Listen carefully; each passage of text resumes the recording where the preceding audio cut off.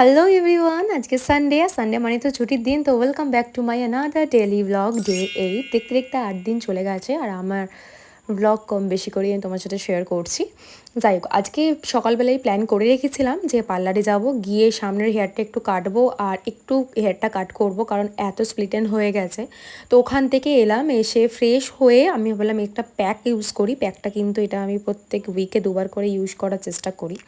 তো যাই হোক, ওটা লাগিয়ে আমি এখানে একটু চিকেন পকোড়া আজকে ভেজেছিলাম, যেহেতু বাইরে এত সুন্দর বৃষ্টির ওয়েদার। তো বাবা বলল যে একটু ভাজ, তো ওখানে ভাজাভুজি করে খাওয়া দাওয়া করে দুপুরবেলা এত সুন্দর ওয়েদারে আমি একদমই নষ্ট করতে চাইনি, চট জলদি রেডি হয়ে কিছু একটা ভাবে রেডি হয়ে ছাদে চলে গেছিলাম কিছু শ্যুট করব বলে।